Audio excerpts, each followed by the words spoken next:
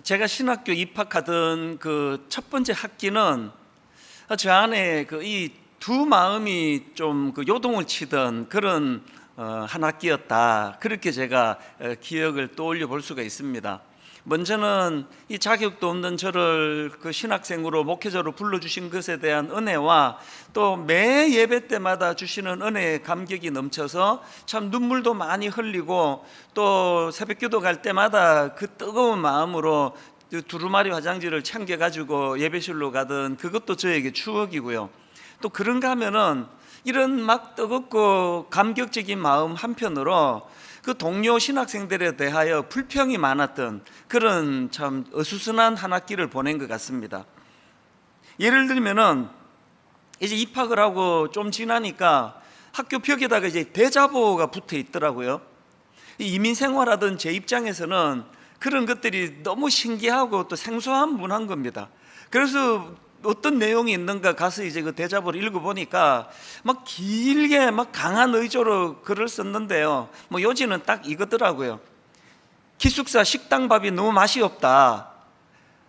반찬 좀 맛있게 해라. 또 반찬 가지수를 좀 늘려달라. 뭐 그런 요지의 그 대자보였던 것 같습니다. 그 당시로 저는 좀 그 경직이 돼 있던 그 사고가 좀 경직이 돼 있던 때였기 때문에 아니 신학생이 무슨 반찬 가지고 이 밥 가지고 그 대자보를 붙이나 그게 좀 마음에 이제 좀 시험이 되었고요. 또 좀 지나다 보니까 이제 대자보가 또 다른 대자보가 붙었는데 또 그거는 뭐냐 보니까 요지가 이겁니다. 구내 서점 책값 할인해 달라. 아니요, 더 많이 할인해 달라. 그게 그때 학교가 직영하는 서점이 아니었고요. 제 기억으로 집사님 부부가 그것을 이제 운영을 했는데 그 당시로도 꽤 많이 그 할인을 해주고 있던 때였다고 기억을 합니다. 근데 그걸로 모자란다, 더 많이 할인해 달라, 이게 이제 대자보에 붙어 있으니까 제가 그게 잘 용납이 안 되는 겁니다. 그래서 마음에 뭐 불평도 많고, 그때는 이제 기숙사가 한 방에 이제 4명이 한 방을 쓰던 때인데요, 기숙사에 모여가지고 막 그 신학생들이 의식이 없다는 등 그렇게 비판을 많이 했었습니다.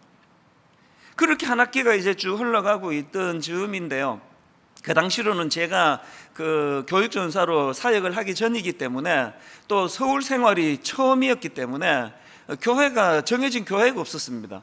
그래서 이제 이번 주는 이 교회에서 드리고 다음 주는 저 교회에서 드리고 그렇게 떠돌이 생활을 할 텐데요, 그날도 제가 이제 어느 교회에 가서 예배를 드리고 또 규모가 좀 있는 교회이기 때문에 보니까 교회가 서점을 운영하더라고요. 서점에 들어가 보니까 이 예배가 뭐 금방 끝나고 났으니까 막 그 책 사겠다는 성도님들로 막 바글바글 거리고요. 그리고 이제 그 계산대 앞에는 또 막 줄을 서서 이제 계산을 기다리고 막 그렇게 되게 복잡하던 때인데, 제가 그때 무슨 책을 한 권 골랐었던지 그냥 제가 질문했던지는 기억이 안 나는데, 제가 그 카운트에 있는 여직원에게 되게 젊더라고요. 그 여직원에게 제가 이런 질문을 한 겁니다. 신학생에게 할인해 줍니까? 그랬더니요, 그 카운트에 보던 그 여직원이 엄청 바쁜 가운데 일손을 멈추고 저를 이렇게 아주 그 묘한 눈빛으로 보면서 신학생이라고 왜 할인해야 되는데요? 그 순간이 여러분 이런 느낌 아세요? 그 주변의 모든 사물들이 다 일시로 정지가 돼 있고 저만을 주시하고 있는 것 같은 느낌. 그래서 이 쥐구멍이라도 들어가고 싶다는 표현이 이런 거구나. 이게 30년 전에 제가 경험했던 건데요, 지금까지도 한 번씩 그때가 떠올려지거든요. 왜 그 오래전에 작은 해프닝이 이렇게 오래 제 마음에 기억으로 남을까요? 왜냐 하니까요, 바로 그 순간이야말로 저의 부끄러운 밑바닥이 다 드러나던, 내 민낯이 다 드러나던 순간이라고 저는 기억을 하고 있기 때문입니다.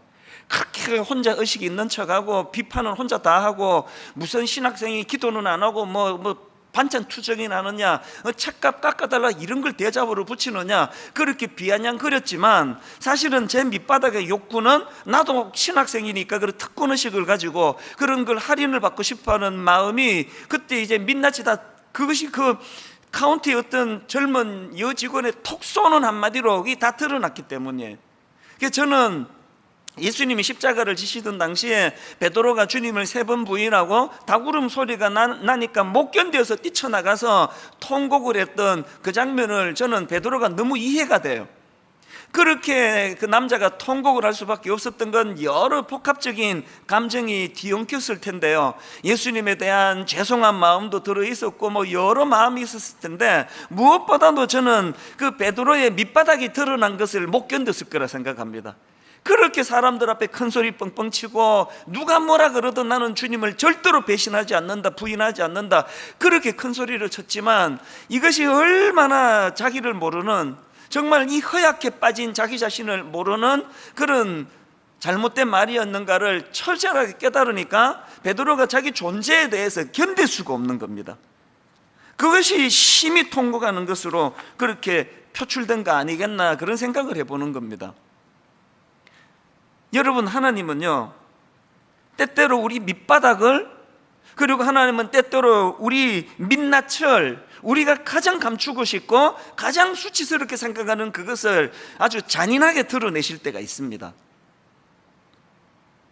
여러분이 잘 아시는 그 다윗, 가정 있는 그 밧세바라는 여인을 성적으로 죄를 짓고 그거를 은폐하려고 또 남편을 또 살인을 저지르고, 그러고도 다윗은요 오랜 시간 회개 안 했습니다. 거기에 대한 무디어진, 그래서 무감각하게 아무 그게 그 어떤 회개의 모습이 전혀 보이지 않았거든요. 그랬을 때 그런 죄책감 없이 살아가던 다윗에게 하나님은 너무나 잔인하게 다가가시잖아요. 나단 선지자를 보내셔가지고는 그의 민낯을 그대로 드러나게 하시는 겁니다. 그 참 충성스러웠던, 하나님께 충성스러웠던 종 나단이다 보니까 얼마나 그 잔인할 정도로 다윗의 민낯을 그대로 다 고발하고 다 까발킵니까?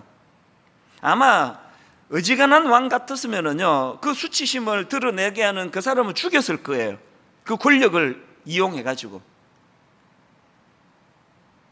그러나 이 다윗의 귀함이 그렇게 자기 민낯을 드러내게 하시는 분이 하나님이라는 것을 깨닫고 하나님 앞에 무너진 마음을 가지고 회개의 자리로 나가지 않습니까?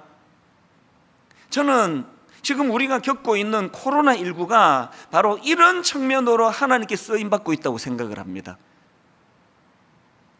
아무것도 없으면서 그 베드로처럼 헛멋에 들어가지고 교만에 빠져서 자신만만해하던 그의 밑바닥을 드러내게 하시기 위하여, 그리고 그냥 알량한 그 혼자 그냥 의식은 다 갖고 있는 것처럼 그렇게 동료 신학생들을 비판하기 좋아하던 저에게 그 어느 교회 젊은 서점 직원을 통해서 저의 민낯을 드러내게 하심으로 말미암아 그것이 저에게 30년 동안 마음에 자리 잡게 만들도록 하시는 분이 하나님이시라고 한다면, 오늘 코로나19를 통해서 하나님은 우리 개인 크리스찬들의 개인의 모습과 한국교회의 민낯을, 밑바닥을 그대로 드러내 보여주시는 그런 도구로 코로나19를 사용하고 계시는 것 같습니다.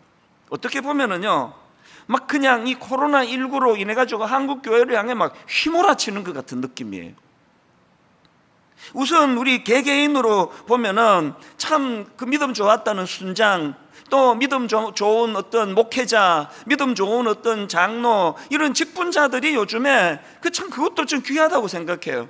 너무나 많은 자기 고백을 듣습니다. 목사님, 코로나19가 터지고 가정에서 예배 드릴 때 한두 달은 정말로 제가 정장을 입고 우리 집 거실이지만 정말 본당에서 드리는 것과 똑같은 마음으로 예배에 임했는데요, 언제 무너졌는지 잠옷 입고 소파에 기대서 예배를 드리는 저를 발견을 합니다. 어떤 분은요 예배도 다 안 드립니다. 목사님, 설교만 듣고 있습니다. 자기의 민낯이 지금 다 드러나고 있는 거거든요. 어떤 분이 이런 이야기를 하더라고요. 사회적 거리두기 하라고 하니까 하나님과 거리두기를 하고 있습니다. 이 한마디 안에 참 그 많은 그 뉘앙스가 담겨져 있는 거 아닙니까? 저희 교회는 이제 만 7년 사역을 하면은 목사님, 전사님들에게 2달간의 안식월을 제공해 드립니다. 이번 여름에도 지금 안식월을 갖고 있는 우리 교역자가 있는데요, 한 목사님이 저한테 메일이 왔어요. 안식년하고 한 달 반쯤 됐을까요? 한 달쯤 됐을까요? 뭐라고 말하는가 하니까 자기는 그동안에 너무나 교회에 충성하고 예배를 사랑하고 예배에 충성했는데 이제 안식월로 그거 다 내려놓고 나니까 마치 무슨 생각이 드느냐 하니까 종땡땡 치면은 기계적으로 침 흘리는 개와 같은 그 모습이 떠오른다는 겁니다. 늘 주일날 교회에 딴 데 갈 수가 없잖아요. 뭘 맡았으니까 열심히 봉사하고 신방하고 교회를 섬겼는데 그게 마음 깊은 데서 우러나오는 충성된 모습이 아니라 기계적으로 종땡땡 치면 이렇게 하는 그런 자기를 발견해서 안식월 초반에 견딜 수가 없었대요. 마음이 너무너무 고통스러워서 불면증까지 왔다 그러더라고요. 저는요, 부교역자가 담임 목사에게 이런 것까지 드러낼 수 있다는 것은 그분의 정직함이라 생각합니다. 그리고는 그 불면증까지 올 정도로 자기 모습이 너무 괴롭고 한심한 이거를 가지고 주님 앞으로 나아가는 도구로 그것을 쓰고 있는 그 목사님이 저는 너무 귀하게 느껴졌습니다.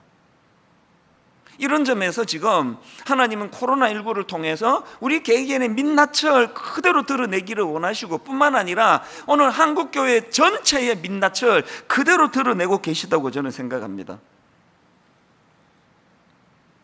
만약에 지금 코로나19가 우리 모두의 부끄러운 모습, 감추어진 모습이 다 드러나기를 원하시는 하나님의 일하심이라고 한다면 우리는 어떤 반응을 보여야 될까요? 이 질문의 답을 저는 다윗 왕에게서 찾습니다. 그렇게 자기 민낯을 드러내는 나단 선지자를 그를 그냥 옥에 가둬버리고 죽여버리고 그러지를 아니하고 다윗이 어떤 반응을 보입니까? 사무엘하 12장 13절을 보십시오. 다윗이 나단에게 이르되 내가 여호와께 죄를 범하였노라. 이게 다윗의 위대함 아닙니까? 그렇게 부끄러운 치부를 그렇게 아주 그 못된 예를 들어가면서 당신이 얼마나 악한 왕인지 아느냐는 식으로 그렇게 까발키는 나단 선지자 앞에서 내가 여호와께 죄를 범하였노라. 누구에게 말합니까? 그 나단에게 지금 고백하는 거 아닙니까? 그런가 하면 우리가 잘 아는 시편 51편에도 이 상황을 똑같이 고백합니다. 5절을 보십시오. 내가 죄악 중에서 출생하였으며 어머니가 죄 중에서 나를 잉태하였나이다. 자기 민낯이 다 드러난 그 상황에서 만천하에다가 내가 그때 우연히 내가 뭐가 씌어가지고 그런 짓을 한 게 아니라 내 이 덩어리가 죄악 덩어리라고, 어머니 뱃속에서부터 나는 죄를 몸에 달고 태어났다는 그 고백을 할 수 있는 건 오늘 여러분 코로나19를 통해서 또 그 안식월을 가지는 그 목사님이 너무나 부끄러운 그 아무 어떤 거기에 마음이 없이 영감이 없이 종땡땡 치면 침을 흘릴 수밖에 없는 그런 기계적인 자기의 모습을 발견했노라고 불면증까지 오면 괴로워했던 그 모습이 오늘 한국교회 모든 성도님들이 마음으로 그것을 해야 될 거라고 생각을 합니다. 그래서 저는 시편 51편 10절에서의 눈물 나는 다윗의 이 고백이요, 하나님이여 내 속에 정한 마음을 창조하시고 내 안에 정직한 영을 새롭게 하소서. 이것이 제가 너무 처절하게 느껴지는 게요, 내 속에 정한 마음을 창조해 주시옵소서라고 기도하는 그 내면에는 무슨 고백입니까? 내 안에는 선한 게 없다는 거 아닙니까? 내 안에는 순결한 마음이 없다는 거 아닙니까? 내 안에는 정한 마음이 없사오니 내 모든 밑바닥이 다 드러난 것을 내가 발견했사오니 이제는 오직 주님만을 의지하고 주님 내 안에 정한 마음을 창조해 주시기를 원합니다. 이런 점에서 저는요, 우리가 다윗에게서 배워야 합니다. 코로나19를 맞이해서 민낯이 드러난 한국교회 현실을 보면서 두 가지를 해야 된다 생각합니다. 하나는 고뇌예요. 괴로워해야 돼요. 그 목사님처럼 불면증에 빠져야 돼요. 내 꼴이 이게 뭔가 이게, 내가 종땡땡 치면 그저 기계적으로 생각 없이 침을 흘리는 그런 봉사를 해왔다면 도대체 나는 무언가, 나는 어떤 사람인가 고뇌해야 돼요. 그런가 하면 고뇌만 해서는 안 되고요, 두 번째, 그 고뇌를 가지고 하나님 앞으로 나아가야 한다는 겁니다. 여러분이 코로나19를 통해 하나님이 우리 민낯을 드러내시는 일을 하고 계신다고 믿으신다면 지금이야말로 하나님을 찾을 때예요. 갈망할 때예요. 목말라 하나님을 부르짖어야 할 때입니다. 지난주에 제가 참 존경하는 그 분인데요, 기록문화연구소 소장님으로 일하고 계시는 그 소장님이 저한테 영상 하나를 보내왔습니다. 그 팀에서 만든 거죠. 제목이 마틴 로이드 존스 목사가 한국 교회에 주는 메시지, 이렇게 되어 있습니다. 그러니까 그 로이드 존스 목사님의 책들의 내용을 잘 발췌해 가지고 오늘 이 시대에 맞는 메시지로 이제 영상을 만들었는데요, 제가 그거를요 일일이 다 타이프를 다 쳤습니다. 저는 이 속도가 뭐 젊은 사람처럼 빠르진 않기 때문에요, 한 몇 주 치고 앞으로 돌려서 또 치고 이런 거 다 쳤습니다. 그 중에 일부만 제가 좀 읽어 드리려고 하는데요, 이런 내용입니다. 오늘날 교회가 최우선 순위로 삼아야 하는 것은 현재 우리의 무력함을 인정하는 것입니다. 여기서부터 저는 마음이 무너졌습니다. 오늘날 교회가 최우선 순위로 삼아야 하는 것은 현재 우리의 무력함을 인정하는 것입니다. 그것을 인정하는 가운데 하나님이 찾아오시기를 간절히 구하고 부르짖는 것입니다. 여러분, 하나님에게서 멀어진 것을 애통해하며 마지막으로 울어본 적이 언제입니까? 지금 우리 중에는 우는 법을 잊어버린 사람들도 있습니다. 하나님의 영광을 느끼고 너무 기뻐서 그 순전한 기쁨 때문에 마지막으로 울어본 적이 언제입니까? 부흥이 오기 전에 필연적으로 나타나는 현상은 하나님을 목말라 하는 것입니다. 여러분은 하나님을 얼마나 알고 있습니까? 하나님의 충만하심과 지식에 넘치는 그리스도의 사랑을 얼마나 알고 있습니까? 얼마나 경험하고 있습니까? 그 충만하심과 사랑이 우리에게 생생한 실제로 다가오고 있습니까? 하나님을 목말라 하는 마음, 그 영광이 나타나기를 갈망하는 마음이야말로 부흥에 선행하는 본질적인 요소입니다. 로이드 존스 목사님이 오늘 우리 코로나19로 민낯이 다 드러나 버린 한국의 현실을 본다면 이런 말씀으로 우리를 향해 선포하지 않을까, 저는 그게 너무 동의가 되는 겁니다. 지난 주간에 이제 다락방 개강을 앞두고 교구별로 우리 순장님들과 교역자들이 이제 이 줌이라는 도구를 통해서 개강 기도회를 가졌는데요, 거기에 한 순장님이 자기 민낯을 드러내는 고백을 하면서 이런 고백을 하더랍니다. 지금 저는 마음의 열정과 생명이 다 빠져나간 것 같습니다. 마음의 열정과 생명이 다 빠져나간 것 같다는 그런 처절한 고백을 그 목사님과 전도사님과 또 동료 순장님들 앞에서 이렇게 고백을 하셨다는데, 이번에 고백의 요지가 뭡니까? 끝나 순장 못 해먹겠다고, 난 이제 안 할 거라고, 그 고백입니까? 아닙니다. 이렇게 모든 마음의 열정과 생명이 다 빠져나간 것처럼 무기력한 자리에 빠져 있기 때문에 그 상황을, 그 상태를 고뇌하면서 하나님께 가져가겠다는 처절한 자기 고백 아닙니까? 그래서 제가 누군지 모르는 이 순장님이 너무너무 귀하게 느껴지는 겁니다. 우리 자기에게 정직해야 돼요. 거품 다 걷어내야 됩니다.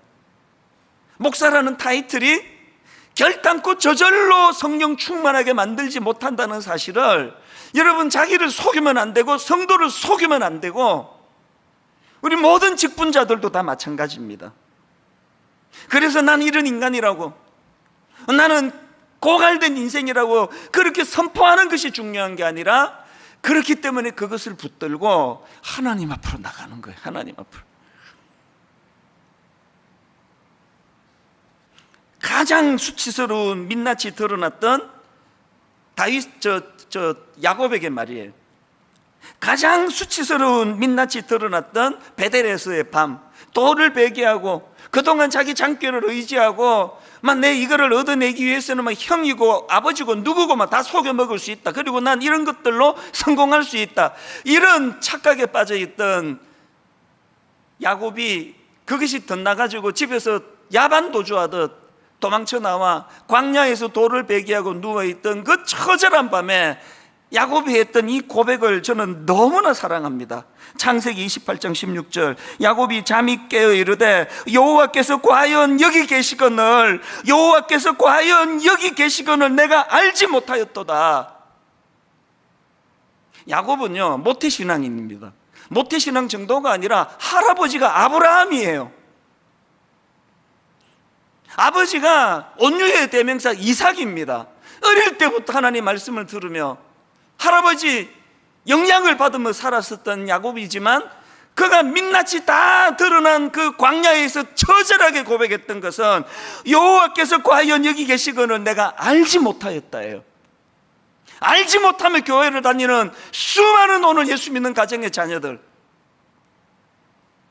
이 코로나19를 통해서 목회자들인 우리부터가 여호와께서 과연 여기 계시거늘, 그저 종땡 치면 침 흘리는 기계적인 종교 생활은 했는지 모르지만 내 민낯이 다 드러나는 이 부끄러운 것, 이것을 하나님을 의지하는, 하나님을 찾는, 하나님을 부르짖는 그런 재료로, 도구로 쓰기를 원합니다. 하나님이 이제 원하시는 건 이거라고 생각을 합니다. 지금 대부분의 교회가 몸살을 앓고 있다고 하네요. 지난 주만 해도요, 제 친구 목사님, 후배 목사님, 들려지는 여러 목사님들이 찾아오기도 하고 그 아픔을 토로하는데요, 자기가 섬기는 교회가 지금 성도님들이 딱 둘로 나누어 무섭게 싸운다는 거예요. 그리고 자기들끼리만 싸우는 게 아니라 막 계속 그 담임 목사님에게 지금 양쪽이 다 요구를 한대요. 한쪽에서는 아니 왜 목사님은 광화문 집회편에 서서 설교하지 않느냐고, 목사님 비겁한 거 아니냐고 막 그렇게 퍼붓고 있고요. 또 다른 한쪽에서는 아니 왜 목사님은 광화문 집회를 연 그 목사님에 대해 비난하지 않느냐고, 목사님도 똑같은 생각을 하느냐고. 이 두 사이에 매주일 설교를 할 때마다 그 압박으로 견딜 수가 없대요. 여러분이 담임 목사님 같으면 어느 쪽을 택할 것 같습니까? 한쪽이 시험에 들고 한쪽이 만족이 되는 이 구도를 계속 요구하고 있는 이 상황이 너무 가슴 아픈 상황 아닙니까?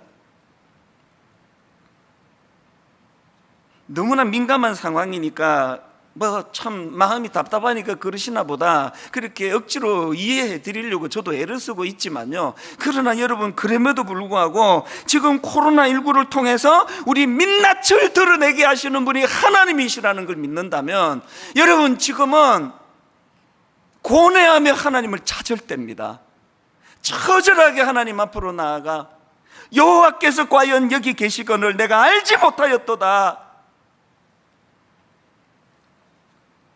이렇게 우리가 고뇌하며 하나님을 찾는다면 하나님은 바로 우리 삶의 대안인 변화를 가져다 주세요. 변화. 사실 지난주 주일 예배는 저에게 엄청 고통이었습니다.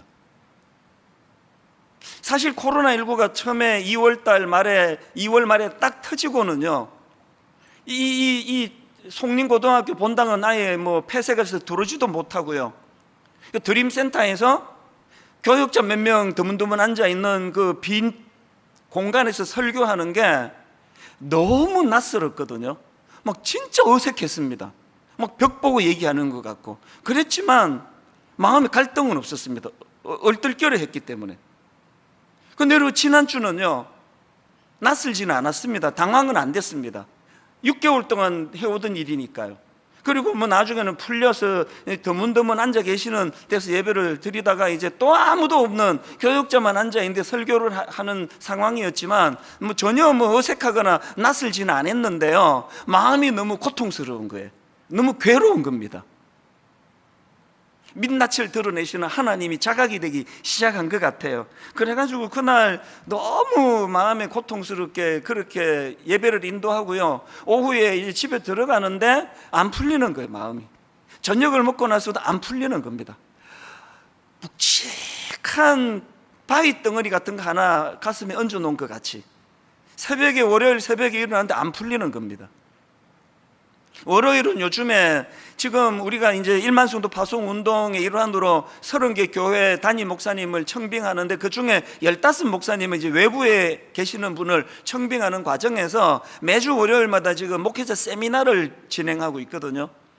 이것도 코로나19 때문에 대면으로 안 되고 이제 줌으로 그렇게 영상으로 그 세미나를 가지는데요, 고맙게도 지금 외부에 6목사님이 이제 객관적으로 이제 좀 이것을 진행해 달라는 바람으로 6목사님이 오셔서 조별로 대화하고 체크하고 점검하고 그렇게 다 하기 때문에 저는 하는 게 아무것도 없습니다. 그냥 앉아 있어 주는 거거든요. 근데 월요일 날 막 너무 견디기가 어려울 정도로 몸에 힘이 빠져나가는 겁니다. 그런 경우 있지 않습니까? 스마트폰 이게 잘 터질 때는 배터리 소모가 별로 없는데요, 이 와이파이가 막 잡히기 어렵고 이러면은 별로 쓰지도 않았는데 막 배터리가 확 줄어가는 그런 느낌이에요. 지난 월요일이 딱 그랬습니다. 너무너무 이 코로나19 현실이 가슴이 억장이 무너져서 그랬는지 또다시 이제 예배를 성도들은 본당에도 오지도 못하는 이런 일이 벌어지니까 마음이 무거워서 그랬는지 나중에는요, 못 견뎌 체력이 너무 힘들어가지고 조용히 빠져나와가지고 드림센터 한 구석에 누워 있었습니다. 앉아있기도 힘들어가지고. 근데 여러분, 바로 그날 밤에 오늘 본문 말씀을 주신 거예요. 바로 그날 월요일 밤에, 저는 거의 어떨 땐 초저녁에도 잠이 든다고 할 정도로 일찍 자는데요, 그날 월요일 밤은 길게 늦게까지 잠을 이루지 못해요. 이 말씀을 제가 주님께 받았기 때문에. 그게 바로 오늘 본문 역대상 12장 32절 말씀입니다. 이사갈 자손 중에서 시세를 알고 이스라엘이 마땅히 행할 것을 아는 우두머리가 200명이니 그들은 그 모든 형제를 통솔하는 자이며, 사실 이게요, 통독하면서 얼핏 읽으면 썩 지나가는 구절이에요. 오늘 본문의 배경은 이제 사울 왕이 죽은 후에 새로운 지도자로 이제 다윗이 왕으로 추대되는데, 그때 모여든 각 지파 용사들을 소개하는 과정에서 나온 그런 구절이거든요. 이 썩 지나갈 수밖에 없는 이 구절 속에서 저는 우리가 뭘 기도해야 되는지, 변화를 위하여 뭘 갈망해야 되는지 너무나 중요한 요소를 월요일 날 제가 깨닫게 된 거예요. 이 선물로 제가 하나님께 받은 거거든요. 너무나 혼란스러운 사울왕 시대를 접으시고 이제 하나님은 새로운 지도자 다윗 왕을 세우시는 과정에서 오늘 그 지파에서 모여든 용사들의 모습을 묘사하면서 새 시대에 뭘 구해야 되는지를 깨닫게 해주셨다는 겁니다. 그래서 오늘 이 본문 말씀을 가지고요, 변화를 위해 구해야 할 것들 한 세 가지로 제가 이것을 뽑아보았습니다. 오늘 우리 시대에 민낯을 드러내시는 분이 하나님이시라고 한다면 이 수치스러운 이 상황을 벗어나기 위해서 우리는 뭘 구해야 되는가? 그 대안이 세 가지인데요, 첫 번째가 뭐냐? 시대에 대한 분별력을 갖춘 사람, 시대에 대한 분별력을 갖춘 교회가 되게 해달라는 기도를 드려야 된다는 겁니다. 오늘 본문 역대상 12장 32절 앞부분입니다. 이사갈 자손 중에서 시세를 알고, 여기 나오는 이 시세를 알고, 이걸 히브리어로 보면은 그 시대에 대한 분별력을 나타내는 표현이에요. 시대에 대한 분별력. 세 번역으로 보니까 32절입니다. 이사갈 자손의 우두머리 200명이 그들의 모든 부하를 이끌고 왔다. 그들은 때를 잘 분별할 줄 알고. 이 구절을 제가 읽다가 보니까 누가복음 12장 56절에 예수님의 그 당시 지도자들을 향한 책망이 확 이렇게 마음으로 들어오는 겁니다. 누가복음 12장 5절에서 그 예수님 당시의 종교 지도자들을 향한 주님의 책망을 보십시오. 외식하는 자여, 너희가 천지의 기상은 분별할 줄 알면서 어찌 이 시대는 분간하지 못하느냐, 어찌 이 시대는 분간하지 못하느냐는 그 당시 종교 지도자들을 향한 주님의 책망이 오늘 이 본문에 나타나와 있는 시대에 대한 분별력을 갖추고 있던 그들은 때를 잘 분간할 줄 알고, 이렇게 나오는 말씀과 너무 대조가 되는 거 아닙니까? 저 자신에게 양심껏 저는 질문을 합니다. 난 오늘 본문에 나와 있는 이사갈 자손들처럼 시대를 분별할 줄 아는 민감한 지도자인가? 나는 예수님 당시에 그렇게 그냥 권위주의에 쩔어가지고 모든 그냥 겉모양은 다 갖추고 있었던 그들이지만 결정적으로 그들은 시대를 분간하지 못하는, 오신 메시아 예수 그리스도를 구분하고 분간하지 못했던 그 미련한 종교 지도자들, 그 모습이 내 모습인가? 오늘 본문에 이사갈 자손의 모습이 내 모습인가? 그래서 우리는 뭘 구해야 됩니까? 하나님, 시대에 대하여 분별력을 갖춘 목회자가 되기 원합니다. 시대에 대한 분별력을 갖춘 그런 성도가 되기 원합니다. 그리고 시대에 대한 분별력을 갖춘 그런 교회가 되기를 원합니다.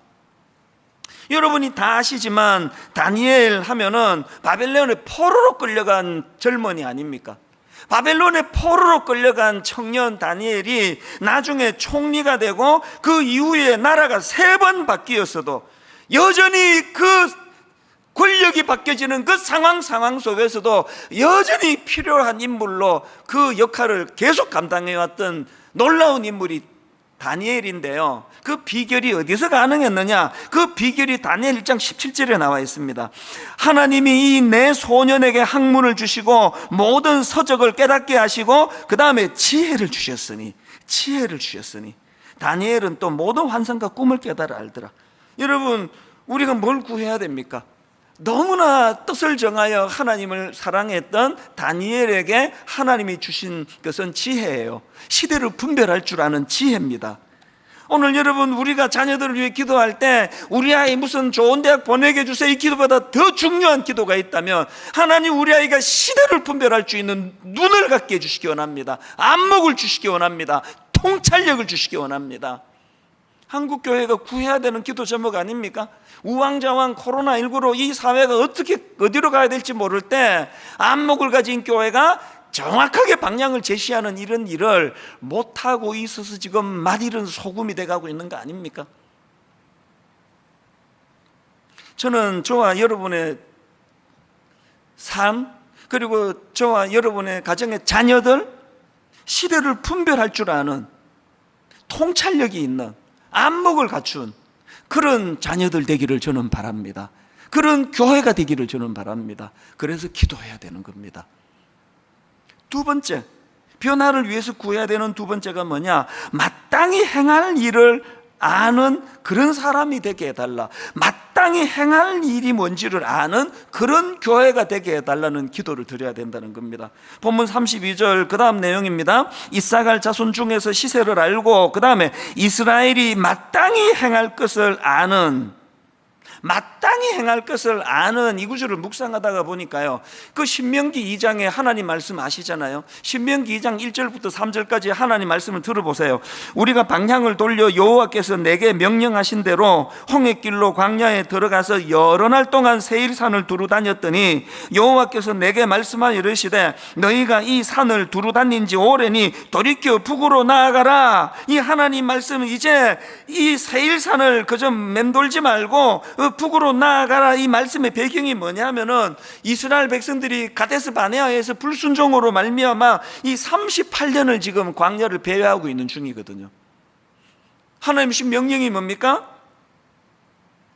이 산을 두루 다닌 지 오래니 이제 더 이상 이 산 주변을 맴돌지 말고 목적지를 향해 전진하라는 겁니다. 나아가라는 겁니다.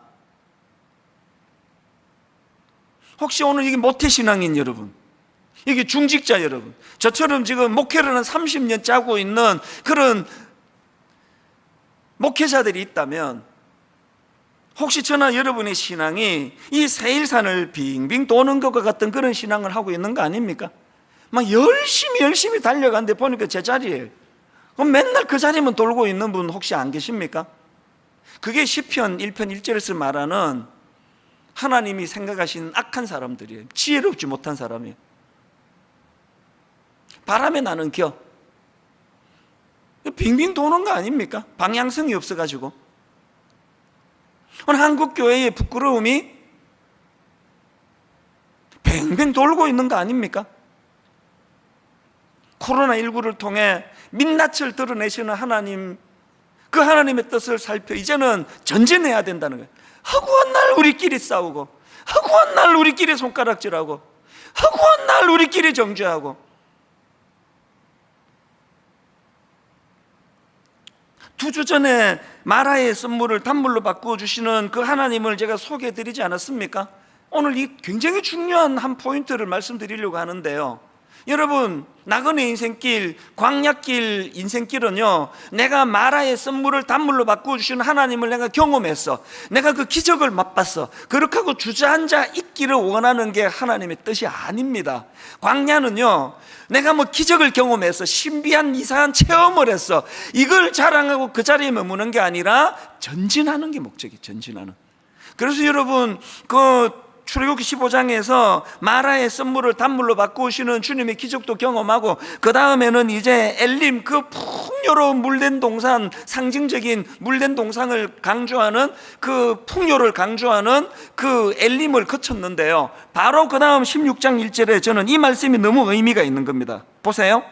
이스라엘 자손의 온 회중이 엘림에서 떠나, 이스라엘 자손의 온 회중이 엘림에서 떠나 엘림과 시내산 사이에 있는 신광야에 이르니, 신광야에 이르니.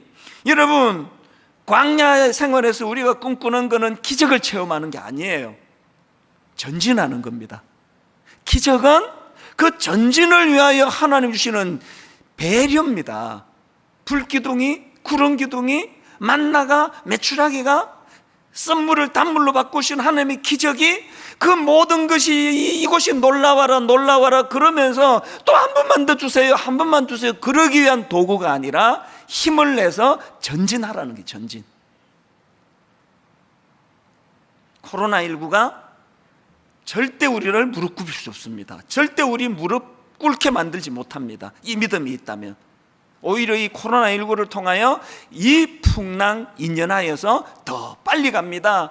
여러분, 이 수치가 다 드러나는 오늘 현실 앞에서 오히려 목적지, 영적인 목적지 가나안이 선명하게 여러분 눈에, 여러분 마음에 잡혀지는 은혜가 있기를 바랍니다. 그래서 전진해야 돼요. 그리고 지금 내가 할 일을 할 줄 아는, 저는요, 지난 주 중에 주일학교 전체 교역자들 다 소집했습니다. 대학 청년부 담당 교육자 다 소집을 했습니다. 뭘 선포했는지 아십니까?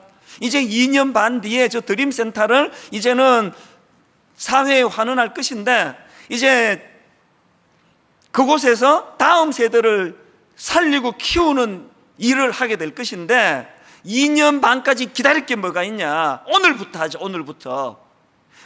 많은 목사님들이 저에게 요청을 하세요. 미자리 교회 목사님들이, 작은 교회 목사님들이.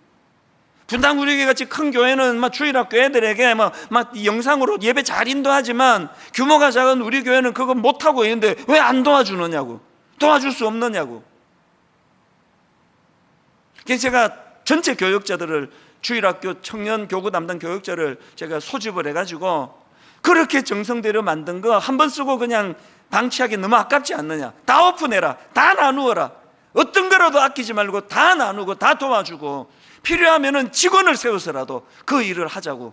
너무 고맙게도요, 지금 우리 교역자들이 머리를 맞대고 그 일을. 그래서 목사님, 다음 주일부터 그것이 가능할 것 같습니다. 우리가 뭘 기도해야 됩니까? 마땅히 행할 일이 뭔지를 아는 사람, 그것을 실행하는 사람. 나중에 말고 코로나19로 억장이 무너지는 이 상황 속에서도 우리가 할 수 있는 일들을 행하면서 나아가기를 원합니다. 마지막 세 번째로, 변화를 위해서 구해야 될 게 하나 더 있습니다. 시대와 사회에 영향력을 행사할 수 있는 사람이 되자고 기도해야 되는 겁니다. 본문 맨 마지막입니다. 32절. 이사갈 자손 중에서 시세를 알고 이스라엘이 마땅히 행할 것을 아는 우두머리가 200명이니, 그 다음 보세요. 그들은 그 모든 형제를 통솔하는 자며. 제가 이 말씀을 묵상하면서 막 기도가 나옵니다. 아버지, 종이 분당 우리의 성도를 잘 이끄는 그런 지도자 되게 해주시기를 원합니다. 우리 젊은 교역자들이, 우리 순장님들이, 아버지 곳곳에 우리 부서의 지도자들이, 무엇보다도 하나님, 우리 소그룹 다락방 인도하는 순장님들이 그 순원들을 잘 지도할 수 있는 리더십을 허락해 주시기 원합니다. 무엇보다도 주님의 십자가로 거듭난 모든 그리스도인들은 혼미한 이 시대에 어느 길이 정확한 길인지를 제시할 수 있는 그런 통솔력을 허락해 주시기 원합니다. 이걸 가지고 제가 묵상하고 기도하다가 보니까요, 느헤미야 1장에서의 지도자 느헤미야가 떠오르는 겁니다. 느헤미야 1장 3절, 그들이 내게 이르되 사로잡힘을 면하고 남아있는 자들이 그 지방 거기에서 큰 환난을 당하고 능욕을 받으며 예루살렘 성은 허물어지고 성문들은 불탔다 하는지라. 고향에서 들려지는, 고국에서 들려지는 억장이 무너지는 그 절망적인 상황 앞에서 지도자 느헤미야가 어떻게 지도자가 되었느냐. 그 다음 4절에 보니까 두 가지를 했던 이게 그를 지도자로 만들었더라고요. 고향에서 들려지는, 고국에서 들려지는 절망적인 상황 앞에 그가 했던 첫 번째 반응은 눈물이에요. 울었습니다. 4절, 내가 이 말을 듣고 앉아서 울고 수일 동안 슬퍼하며. 사람들이 이렇게 얘기해요. 가슴이 뛰는 게 그게 당신 비전이라고. 맞는 얘기예요. 가슴이 뛰는 그게 당신 사명이라고. 맞는 얘기예요. 그러나 또 하나 더 있습니다. 눈물이 머무는 그게 사명입니다. 날 고통하게 만드는 그게 사명입니다. 그래서 여러분, 이게 네 잘못이니 이렇게 다가가지 아니하고 이거 우리 사명으로 받는 거예요. 이게 느헤미야예요. 그런가 하면 느헤미야가 했던 더 중요한 한 가지가 4절에 나오는데 금식하며 기도했다는 사실입니다. 4절, 내가 이 말을 듣고 앉아서 울고 수일 동안 슬퍼하며 하늘의 하나님 앞에 금식하며 기도하여. 결론을 이렇게 맺기 원합니다. 오늘 이 가슴 아픈 현실을 하나님, 내 평생의 사명으로 이것을 승화시킬 수 있기를 원합니다. 그리고 나는 할 수 없사오니 이 도구를 가지고 하나님 앞으로 나아가기 원합니다. 그래서 오늘 함께 부를 이 찬양은요, 뭐 다른 거 필요 없습니다. 딱 첫 줄이면 돼요. 하나님이시여, 하나님이시여, 주는 나의 하나님이시로다. 민낯이 다 드러나. 아까 그 순장님 고백처럼 이제는 내 모든 열정과 내 모든 것들이 다 소진이 되었다고 하는 그 처절한 현장에서도 하나님이시여, 하나님이시여, 주는 나의 하나님이시로다. 오늘 우리 처절한 현실 이것을 앞에 놓고 이 찬양을 같이 부를 때 성령님이 우리를 싸매어 치료해 주실 줄로 믿습니다.